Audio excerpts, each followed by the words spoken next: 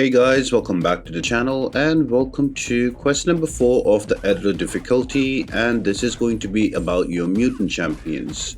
So the way this works, there is going to be a node biohazard, so whenever you will attack the opponent you will get a bleed on you, but remember not to hit in the block unless you have a poison immune champion. The poison will take you down and your health is not recovered when you change a champion, so be careful about that. Now, the bleed potency on your mutant champions is reduced by 90%, and if you're running willpower, you can basically heal through all of this. But remember that whenever you will activate a special attack, all the bleeds on you are converted into furies, and that will increase your damage. So that is pretty much the node, so just keep hitting the defender, build up your special 1 or 2, whichever one you want to use, and then once you have enough bleeds, you can throw that special attack out and you can gain those furies. Those furies will increase your damage and you will be able to take down the defenders. Now, having the nodes out of the way, I have given you a good list of all the champions that you can use on the top right. Now, if you want to heal up with willpower, do not bring in bleed immune champions because you won't heal. But if you are planning to heal a little bit in a fight, make sure that you have your willpower active, and also you have a champion that is not immune to bleed, so you can use that to your advantage and let the willpower heal you up. Now, having said that, having that out of the way, another thing you need to look out for in this mutant one is going to be the poison. I know I mentioned it, I just want to make sure that we get through it together. If you're bringing in poison immune champions, it is fine to hit in the block, but if you're not, then do not hit in the block because the poisons, they stack up really quick and you can die very quickly. Now, this is going to be my Excel sheet and my Excel planner. I will leave a link in the description down below and you can use that to plan your own roster. Make sure when you click on the link, you are going to make a copy of it. I've already filled up the 4 difficulties that I've done, and I fill them up as I go up. So all 6 of them will be there on the same link eventually. So I hope that really helps you out. Now, having that out of the way, I think mutant is good because it's a very easy node and you can use any mutant champion. So you won't have a problem of running out of mutant champions, as it was the case in quest number 2 against mystic champions. So just slap in your mutant champions and you should be good. Just make sure that you keep like the rank 3s and the rank 4s for the end while you plan, so you can get through it. There is going to be a very nasty Hulk Ragnarök, so make sure you bring in a champion with a slow or somebody who can deal with that. I kept Northstar for it, so that worked out pretty well for me. And the only mutant defender in all of this path is going to be a Northstar, so I think this is the best place to use your Apocalypse if you have one, because you're going to get 3 charges off the bat and you can get those debuffs on you much quicker. So yeah, that is all about this path. You can do a watch long and do yours, put some music on the background, have some fun, have a drink, and I will jump ahead and I will talk about some of the more difficult fights, and then I'll be talking about the boss. So let's jump into the remaining fights, the difficult ones, and yeah, I hope you all have a good time watching out this video.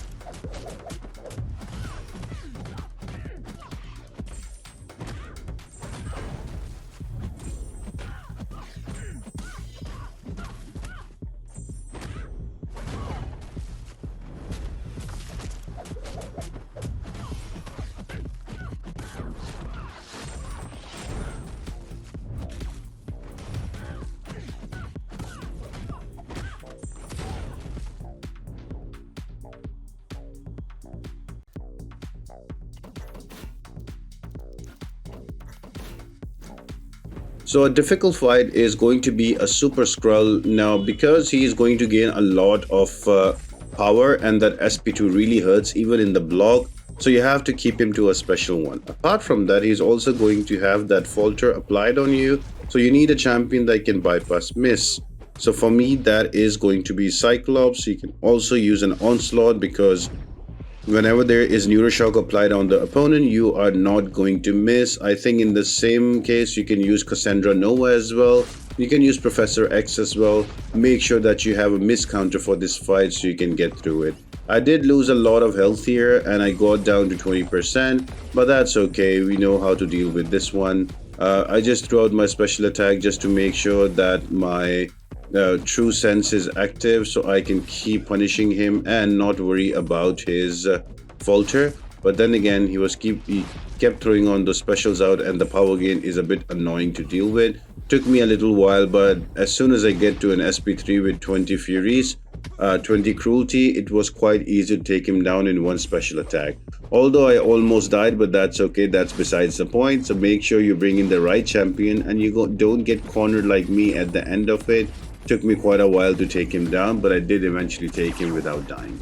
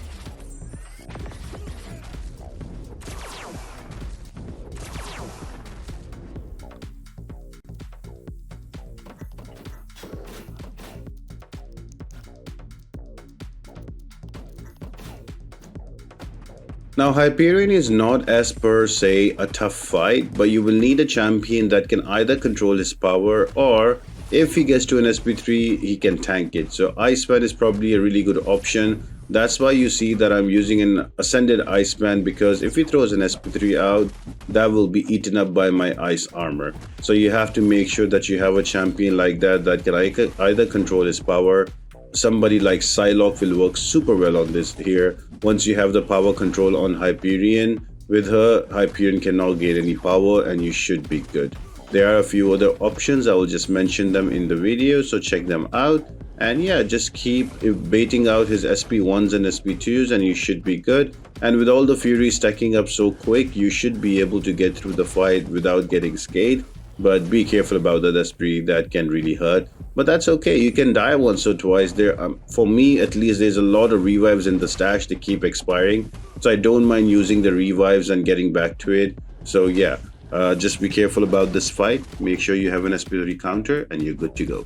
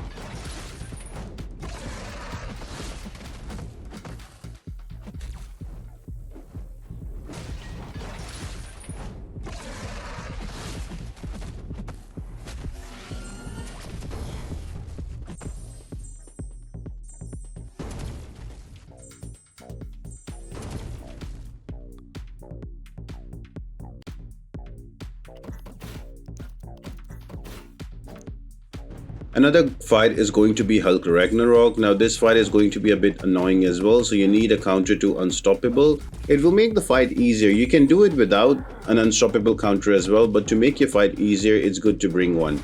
Now some of the counters that I can remember that have slow are going to be your Northstar with an SP1. There's also going to be your Danny Moonstar. She also has a slow, but they are niche champions. You can also use Dust here because of a grit.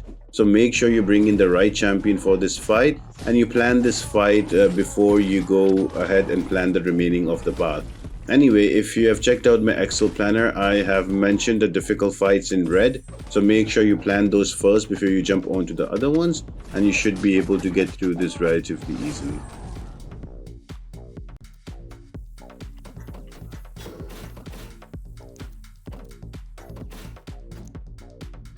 Now, one of the mistakes I did with Wong, I brought in a champion that has energy damage, and I wasn't able to control the Eldritch energy, and I was taking damage from that. Although I tried to throw my heavy attacks, but you know that Wong can also get unstoppable. So sometimes when you're trying to throw a heavy after a special attack for an opening, he is going to go unstoppable, and that is going to cause you to take damage.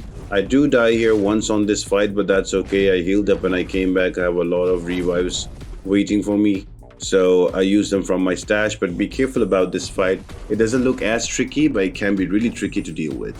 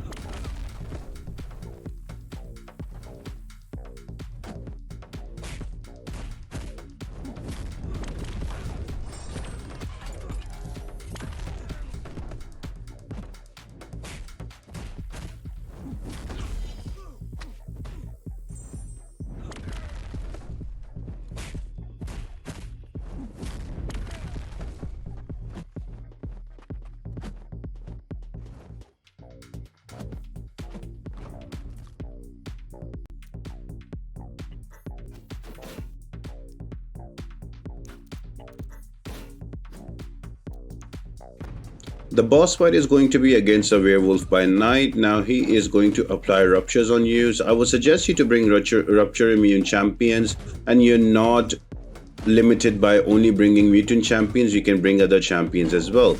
So for example, High Evolutionary is a really good counter here. There are some other rupture immune champions that you can also use, so you don't have to worry about him throwing that special attack onto you and dealing damage. Another way is to always keep him to an SP1, don't push him to an SP2. Although the SP2 is much easier to evade, but it's good not to take that chance, because even if you get hit in your block with the SP2, that multiplies the damage on the ruptures, and that really hurts you if you're not using a rupture immune champion. I was just using a Spider Woman, made easy work of him. So I hope you guys enjoyed this video, and I'll be back on the next one, and we're gonna take down Franco Castle as the boss. Leave a comment down below, and yeah, have a good one guys. I'll see you on the next one. Bye.